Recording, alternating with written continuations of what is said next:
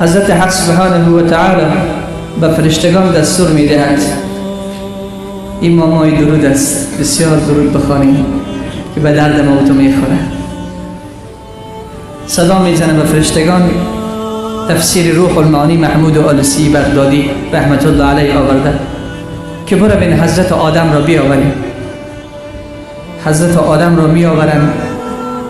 پروردگار می گوید در کنار عرش حضرت آدم را قرار بدهیم که آل حساب کتاب فرزندان شروع می شود و تماشا کند.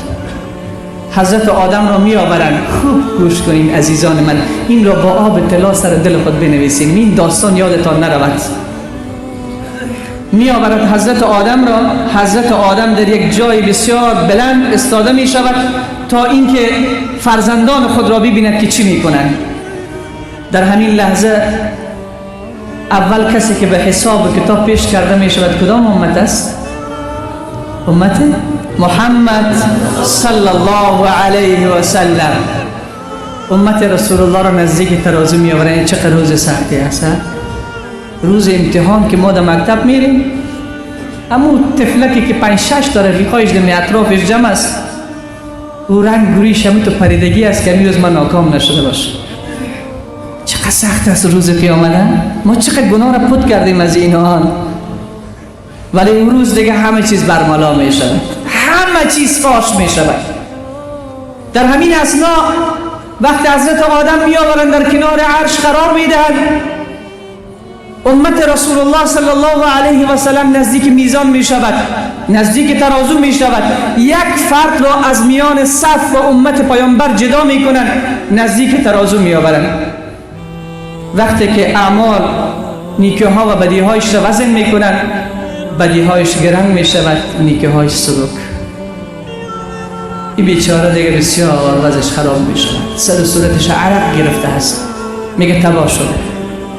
الله به فرشتگان دستور می دهد ای فرشتگان این را بگیرین ببرین داخل جهنم بیاندازین.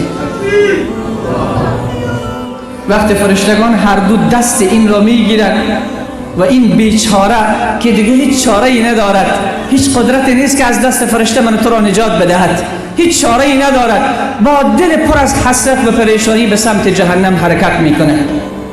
در همین اثنا حضرت آدم تماشا می کند. آدم می داند که امروز میدان محمد است. آدم می داند که امروز فقط رسول الله باید حرف بزند. آدم می داند که امروز فقط رسول الله باید شفاعت کند.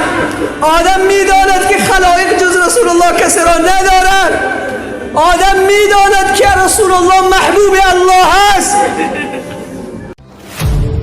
غذاهایی به این دسترخوان چیده می شود ما لا عین رأت، هیچ چشمی ندیده. چقدر تو تصور زیبا داشته باشی نمیتونی تصور کنی که دو دسترخوان چی نوع میوه ها را الله آماده کرد. حضرت آدم وقتی این حالت را میبیند تحمل نمی کند، صدا میزند ای احمد. به همین نام صدایش میزنند ای احمد کجا هستی؟ بیا که امتت را به سمت جهنم میبرد. کجا هستی ای احمد که امتت را به سمت جهنم میبرد. در همین اثنا میبینند که رسول خدا سراسیمه از میان خلایق جدا میشود، میآید جلو روی فرشتگان استاد میشوند، میگویند امت مرا رها کنین، امت مرا رها کنین. کجا میبرید؟ فرشتگان میگویند ما مأمور هستیم، لا یعصون الله ما امرهم و یفعلون ما یؤمرون. ما نافرمانی الله کرده نمیتوانیم. دستور رب العزت و الجلال است کی به جهنم باید برود. رسول خدا اصرار میکند ولی سخن پیامبر رو گوش نمیکند. در همین اثنا محبوب ما، غمخوار ما، دلسوز ما، مهربان ما، اون که شبها نخوابید، اون که تمام هم و غمش امت بود، در آخرین رمق زندگی فاطمه را یاد نکرد، عایشه را یاد نکرد، ابوبکر را یاد نکرد، صدا میزد امتی امتی امتی. امت امروز روزه بخورد، جای افسوس نیست که امروز امت نماز نخواند، جای افسوس نیست که امروز خواهر حجاب نداشته باشد، در حالی که چنین محبوب دارد. در همین اثنا وقت صدا می‌زند که امت مرا رها کنید، به سخن پیامبر فرشتگان گوش نمی‌دهند. رسول صلی الله علیه و سلم گردن مبارکش پاک می شود، دست چپ خود را می گیرد، به ریش مبارک خود می برد و به سمت عرش نگاه می کند، می گوید ای الله مگر تو وعده نداده بودی؟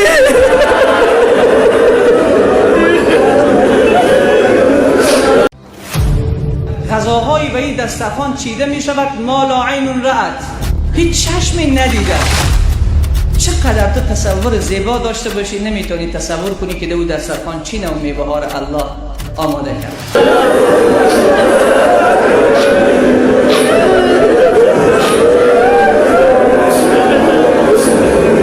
ای الله مگر تو وعده نداده بودی که درباره امت تو را ناراض نمی کنم؟ ای الله تو خود میبینی امت مرا به سمت جهنم میبرد، امت مرا رها کن.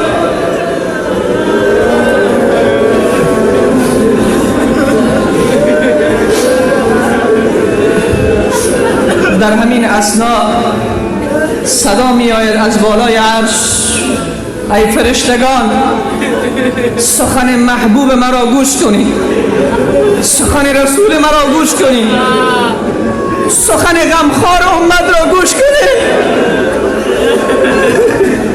بیاورین امتش را دوباره سر ترازو بیاورین. دوباره این بنده خدا را می آورند در کنار ترازو ایستاده می کنند.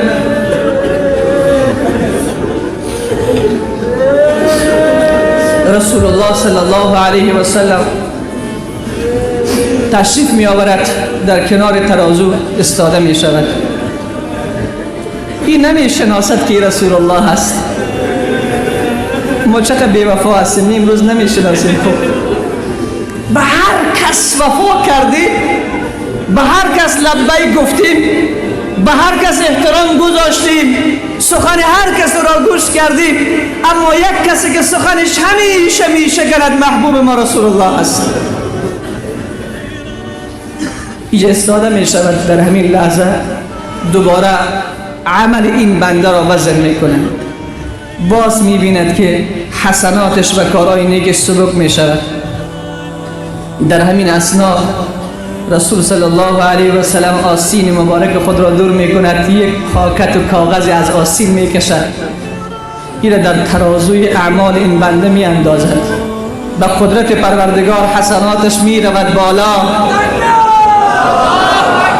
حسناتش می رود بالا. فرشتگان صدا می زند سعید آدم سعید آدم و ثقلت موازینه.